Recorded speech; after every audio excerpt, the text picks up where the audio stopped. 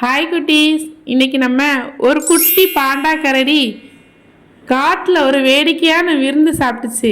அதனால் அதுக்கு என்னென்ன பிரச்சனை வந்துச்சு அப்படிங்கிற சுவாரஸ்யமான கதையை நம்ம பார்க்க போகிறோம்.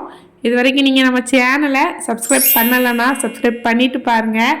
அப்போ தான் நான் போடுற அழகான கதைகளை நீங்கள் உடனே பார்க்க முடியும். வாங்க இப்போ இந்த சுவாரஸ்யமான கதையை நம்ம பார்ப்போம். பாண்டாவின் வேடிக்கையான விருந்து. ஒரு அழகான மலை கிராமத்தின் அருகில் பச்சை பசேல் என்று மூங்கில் தோப்பு இருந்தது. அந்த தோப்பில் குட்டி பாண்டா ஒன்று வாழ்ந்து வந்தது. பாண்டா ரொம்ப சோம்பேறி. அதுக்கு சாப்பிட ரொம்ப பிடிக்கும். ஆனால் எங்கேயும் உணவு தேடி போய் சாப்பிட விருப்பம் இல்லை. ஒரு நாள் அந்த கிராமத்தில் ஒரு பெரிய திருவிழா நடந்தது.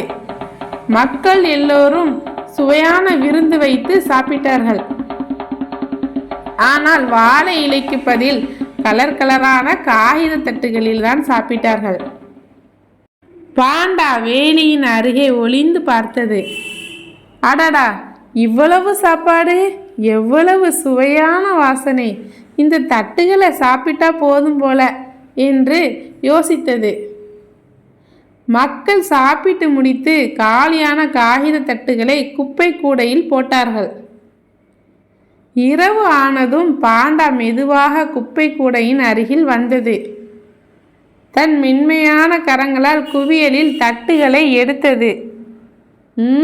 பிரியாணி வாசனை, பாயாச வாசனை, அட வடை வாசனை, எல்லா சுவையும் கலந்த ஒரு மாஸ்டர் சாப்பாடு தான் என்று சொல்லி தட்டுகளை ஒன்றன் பின் ஒன்றாக வாய்க்குள் போட்டது. ஆனால் காகிதம் ஜீரணமாகுமா? மறுநாள் காலையில் பாண்டாவுக்கு வயிறு ஊதி புளிப்பான ஏப்பம் வந்தது. அது எங்கே நடந்தாலும் டம் டம் டம் என்று வயிறு சத்தம் போட்டது. அதை பார்த்த ஒரு துரு குட்டி குரங்கு கேட்டது, ஏ பாண்டா, உன் வயிறு ஏன் ட்ரம் மாதிரி சத்தம் போடுது என்று.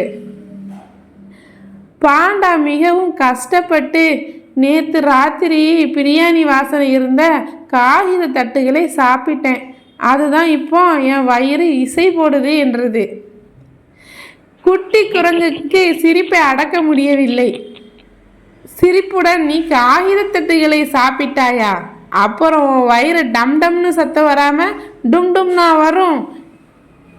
இது பாண்டாவின் தட்டு இசை நிகழ்ச்சி என்று கிண்டல் செய்து சிரித்தது.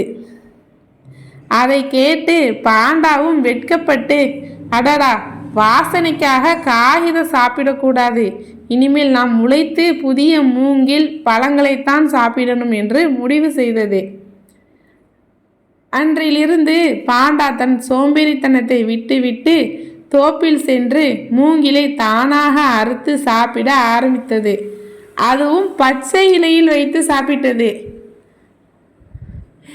கதையின் நீதி: சோம்பேறித்தனமாக ஷார்ட்கட் எடுக்க முயற்சித்தால் பிரச்சனை தான் வரும். உழைத்து பெற்ற உணவு தான் ஆரோக்கியமானதும் சுவையானதும். குழந்தைகளே, இந்த கதையிலிருந்து நம்ம என்ன கற்றுக்கிட்டோம்? அதாவது கடைகளில் நம்ம வாங்கி கலர் கலராக வாங்கி சாப்பிடுற உணவு உடம்புக்கு ரொம்ப கேடு. நம்ம வீட்டில் சமையல் பண்ணி சாப்பிடுற சாப்பாடு ரொம்ப உடம்புக்கு நல்லது. குழந்தைகளே, இந்த அழகான கதை உங்களுக்கு பிடித்திருந்தா லைக் பண்ணுங்கள், ஷேர் பண்ணுங்கள், மறக்காமல் நம்ம சேனலை சப்ஸ்கிரைப் பண்ணுங்கள்.